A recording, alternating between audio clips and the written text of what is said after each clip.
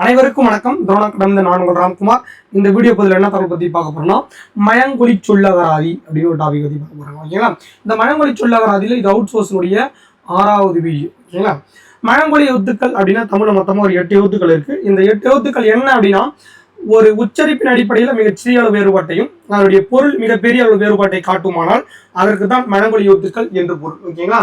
இந்த மயங்கொலி எழுத்துக்கள் அப்படின்னு வச்சுட்டு பார்த்தீங்க அப்படின்னா, இந்த மயங்கொலி எழுத்துக்களை வச்சு சொல்ல தொடங்க முடியாது. ஓகேங்களா? அதாவது மொழி என்பதற்கு தமிழ்ல என்ன பொருள் அப்படின்னா சொல் என்று பொருள். ஓகேங்களா? அந்த சொல்லுக்கு முன்னாடி சொல்லை தொடங்கணும் அப்படின்னா இந்த மெய் எழுத்து, 2வது ஆகுத எழுத்து, 3வது இந்த மயங்கொலி எழுத்துக்கள். ஓகேங்களா? இந்த மயங்கொலி எழுத்துக்கள் பார்த்தீங்கன்னா வச்சு என்ன பண்ண மாட்டாங்க, மொழியை ஸ்டார்ட் பண்ண மாட்டாங்க, மொழியை தொடங்க மாட்டாங்க. ஓகேங்களா? மயங்கொலி எழுத்துக்கள்ல நா அப்படின்ற ஒரு எழுத்து மட்டும் மொழிக்கு முதல்ல வரும். ஓகேங்களா?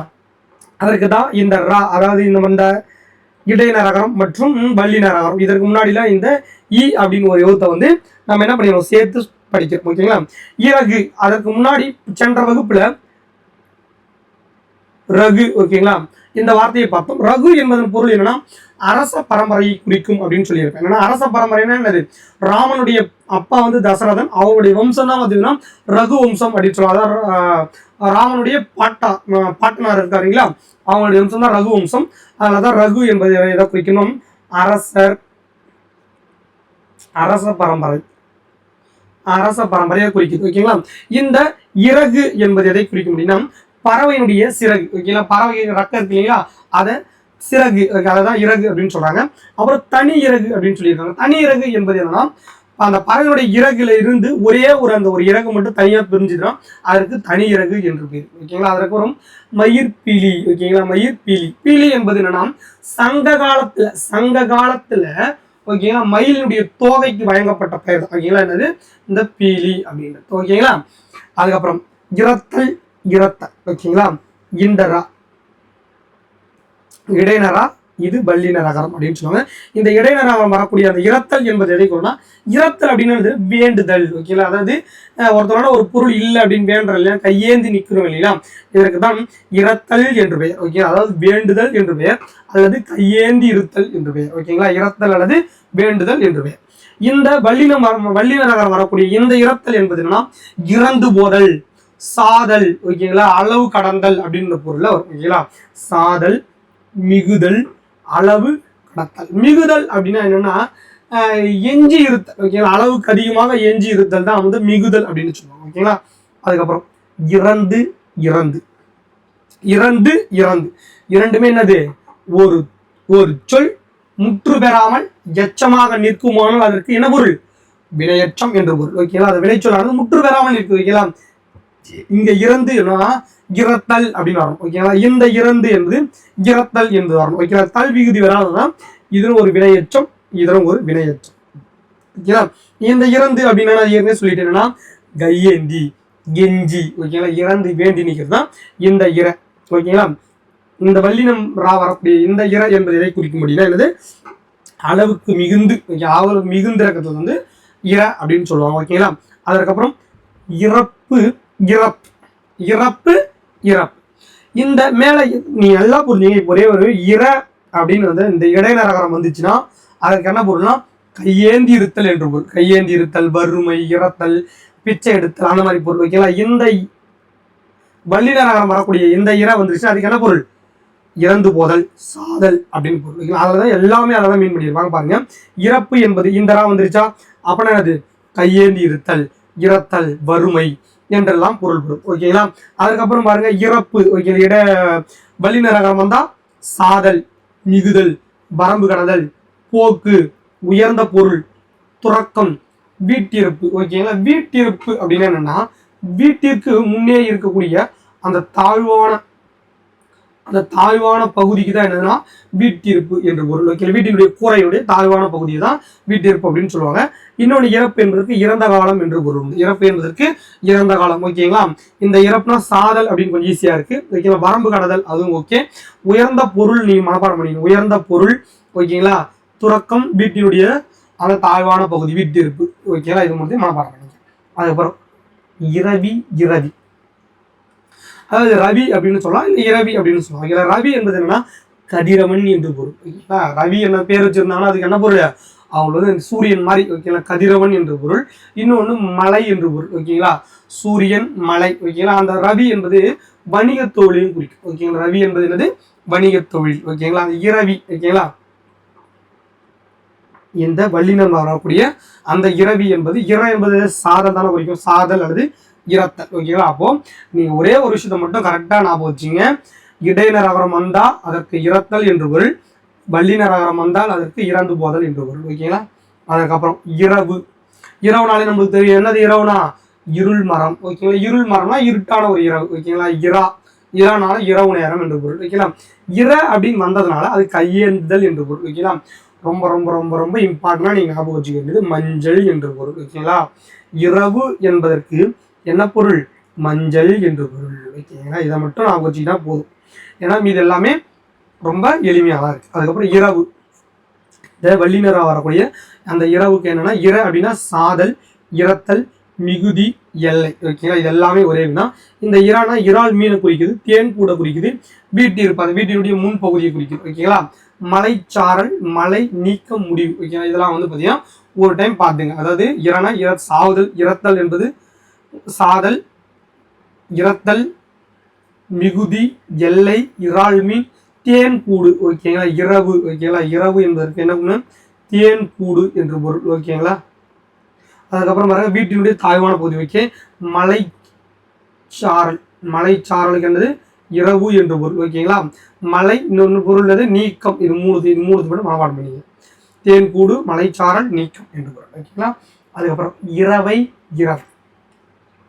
இரவை அப்படின்னா என்னன்னா, இந்த இடையினர் நகரம் வந்தா இரவை என்பது என்னன்னா நுட்பமான பொருள். அதாவது தமிழ்ல நுட்பம் என்றால் என்ன பொருள், துல்லியம், துல்லியம் என்ற பொருள். அப்போ நுட்பமான பொருள்னு துல்லியமான பொருள். அந்த துல்லியமான பொருள் இது அணு ஓகேங்களா. மிகச்சிறிய கண்ணுக்கே தெரியாத அந்த அணு வந்து பார்த்தீங்கன்னா துல்லியமான பொருள் என்ற பொருள் ஞாபகம் வச்சுக்கலாம். மூணாவது நீங்க என்ன ஞாபகம் வச்சுன்னா, குறுநோய். குறுநோய் என்பது அரிசி வந்து இடிக்கிறாங்க இல்லைங்களா, அதற்கு கடைசியாக வரக்கூடியது தான் அந்த குறுநோய் அப்படின்னு சொல்லுவாங்க. சின்ன சின்னதாக இருக்கும் ஓகேங்களா. அந்த குறுநோய் வந்து இரவை அப்படின்னு சொல்லுவாங்க. நீங்க ஞாபகம் வச்சுக்க வேண்டியது இந்த இரவைனா ரெண்டு தான். ஒன்று என்னன்னா கோதுமை, இன்னொன்று குண்டு, துப்பாக்கியிலிருந்து வெளிவரக்கூடிய அந்த ஈய குண்டு ஓகேங்களா. அந்த ஈய குண்டு தான் என்னது இரவைன்னு சொல்லுவாங்க. அப்ப இரவை அப்படின்னு அந்த இடையினர் நகரம் வரக்கூடிய அந்த ரா வந்துருச்சு அப்படின்னா என்ன பொருள், கோதுமை என்று பொருள், இன்னொன்று ஈய குண்டு என்று பொருள் ஓகேங்களா. ரெண்டு பொருள். அதுக்கப்புறம் இரவை, வல்லினர் நகரம் வரக்கூடிய அந்த இரவை என்றால் என்ன பொருள்னா ஏனி, இறகை கூடு ஓகேங்களா. விரர் புட்டில், அறாவுதல், சாரி இந்த அறாவுதல் வேற. இந்த இரவை என்பது என்னன்னா ஏணி ஓகேங்களா, ஏறுறாங்க இல்லைங்களா, அந்த ஏணி, இரவை கூடு, விரர் புட்டில் அப்படின்னா விரல்களுக்கு அணியக்கூடிய அந்த கையுறை ஓகேங்களா. விரல்களுக்கு அணியக்கூடிய அந்த உரைக்கு தான் என்ன பொருள், விரல் புட்டில் என்று பொருள். இதெல்லாம் என்ன குறிக்கும், இரவையை குறிக்கும் ஓகேங்களா. அதுக்கப்புறம் இராவுதல், இராவுதல் என்பது அந்த இடைநராரம் வரக்கூடிய அந்த இராவுதல் என்பது எதை குறிக்கணும், அறாவுதல் என்று குறிக்கும். அறாவுதல் என்பது என்னன்னா வாழை, அதாவது இந்த வாழை வந்து பார்த்தீங்கன்னா கூர்மை செய்யக்கூடிய அந்த கருவியை தான் குறிக்கும் ஓகேங்களா. அந்த கருவியை தான் என்ன குறிக்கும், அறாவுதல் ஓகேங்களா. அரா அப்படின்னா பாம்பு அப்படின்னு ஒரு பேர் படிச்சிருப்போம்.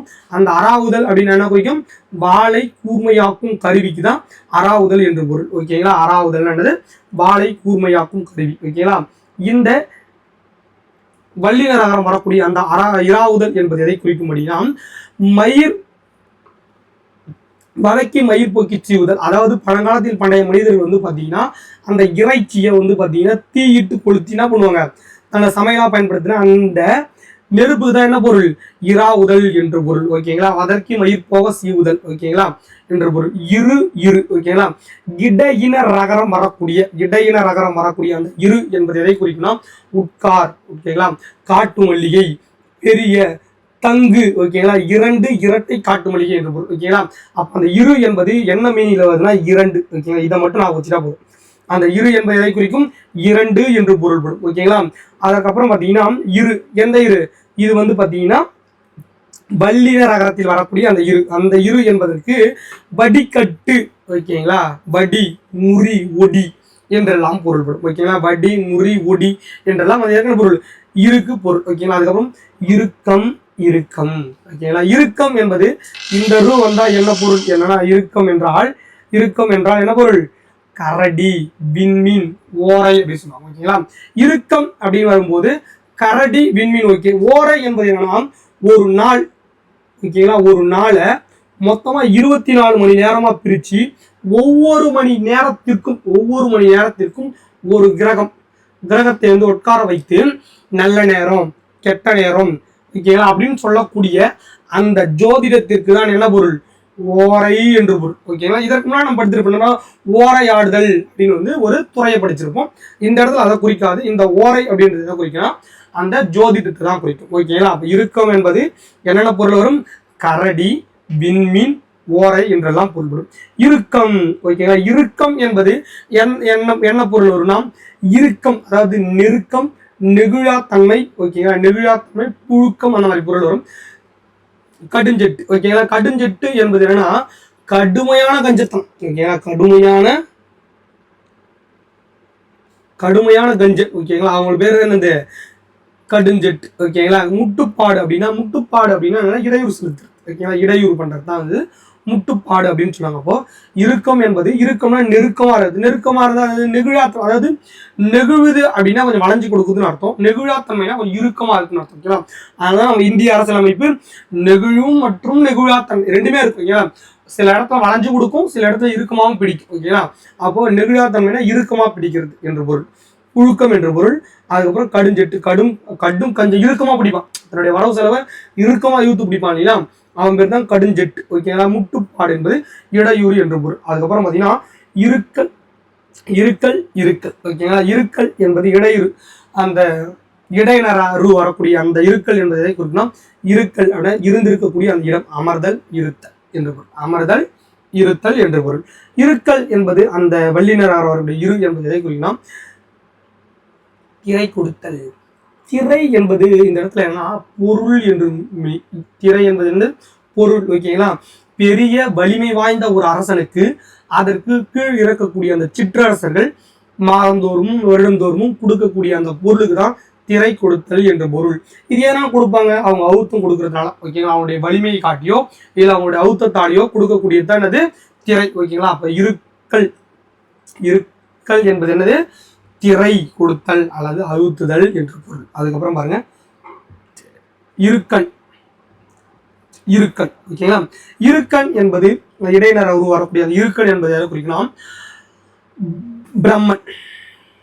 பிரம்மனை தான் குறிக்கும். ஓகேங்களா, பிரம்மனை தான் இருக்கல் அப்படின்னு சொல்லுவாங்க. அதாவது 4 மறைகளையும் கற்று தேர்ந்தவன் என்று பொருள். 4 மறைகளையும் கற்று தேர்ந்தவன் என்று பொருள். ஓகேங்களா, இவர் வந்து அதாவது முத்தொழில் புரிவர்கள் அப்படின்னு சொல்லுவாங்க. இதில் இவருடைய தொழில் என்னது? படைத்தல். ஓகேங்களா, படைத்தல். விஷ்ணு வந்து காத்தல், சிவபெருமான் வந்து அவித்தல் அப்படின்னு சொல்லுவாங்க. ஓகேங்களா, அதில் ஒருவரான முத்தொழில் புரிவர்கள் ஒருவரான பிரம்மனை தான் என்ன குறிக்கும்? இருக்கன் என்று சொல்லுவார்கள். வெரி வெரி வெரி இம்பார்ட்டன்ங்க. அப்போ இருக்கன் என்பது யாரை குறிக்கும்? பிரம்மனை குறிக்கும். அதாவது மறையை அறிந்தவன். அதாவது பிரம்மனுக்கு இன்னொரு பேர் தான் வேதத்தை ஓதுபவன் என்று பொருள். ஓகேங்களா, பிரம்மனுக்கு இன்னொரு பேர் என்னது?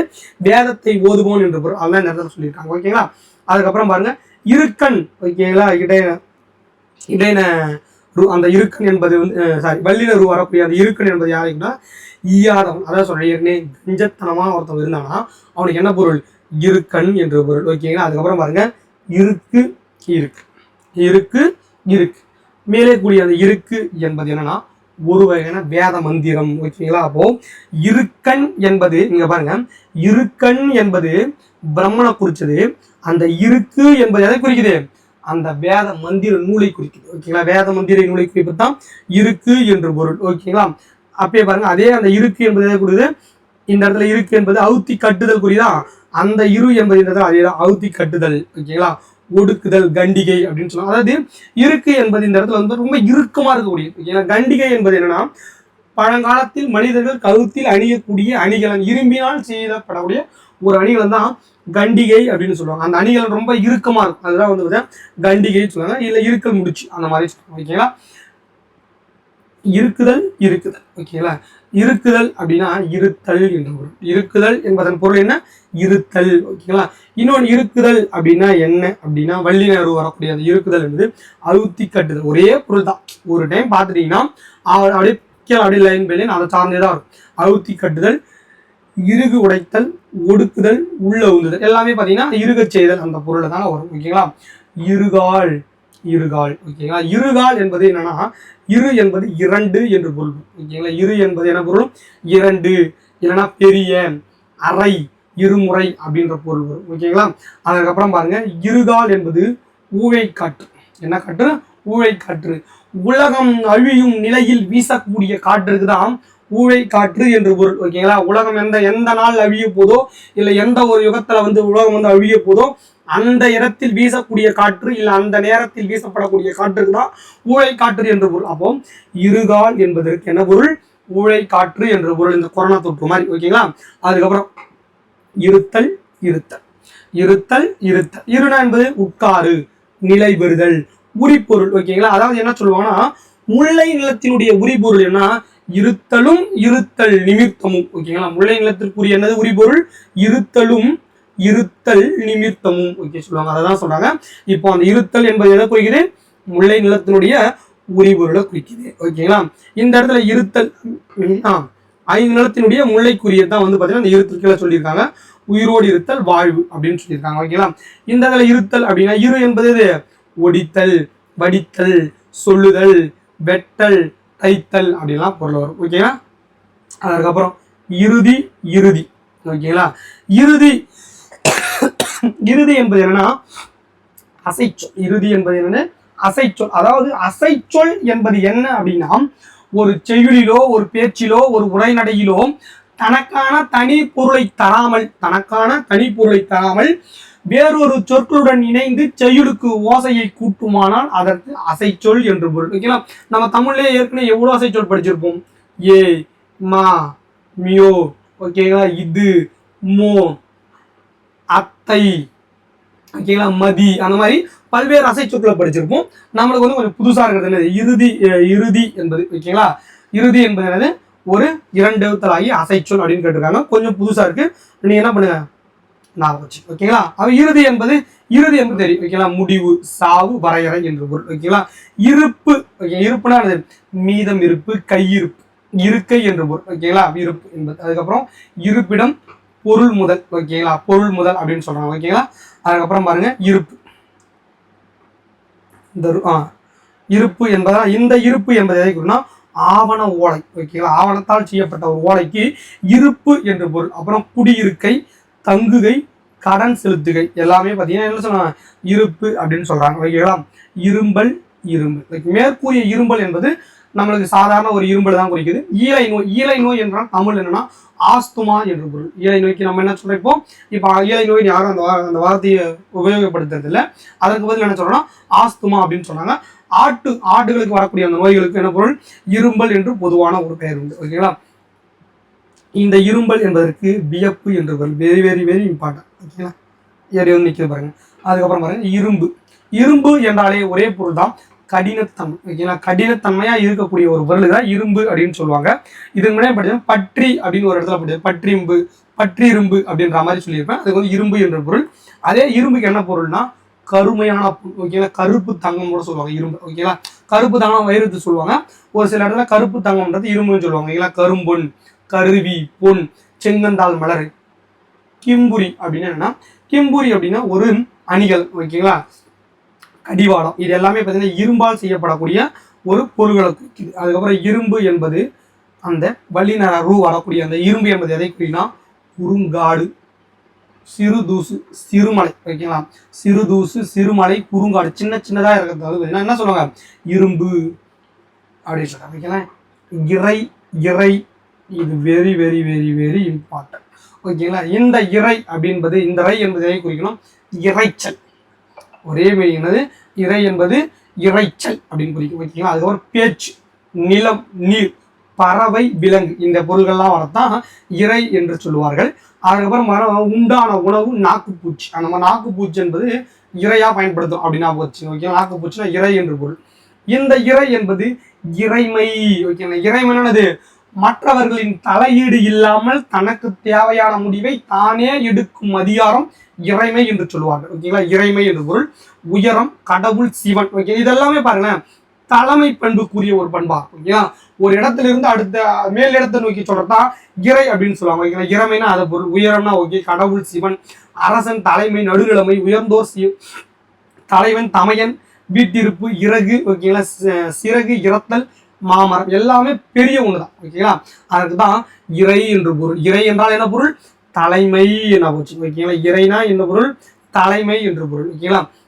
இறைதல் இறைதல் இறைதல் அப்படின்னா நான் என்ன சொல்றேன், இந்த இறை அப்படின்னா சத்தம் ஒலித்தல், கூச்சலிடுதல் ஓகேங்களா, வீங்குதல் அப்படின்ற பொருள் வரும் ஓகேங்களா.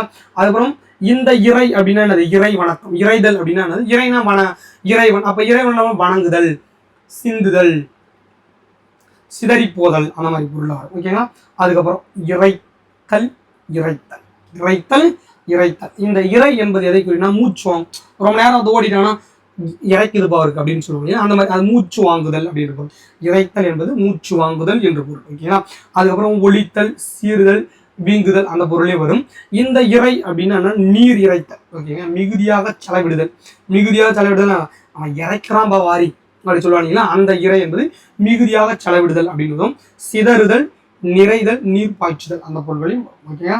அதற்கப்புறம் பாருங்க இறைப்பு இறைப்பு. இந்த இறை அப்படின்னு நான் ஏற்கனவே சொல்லிட்டேன். என்னது?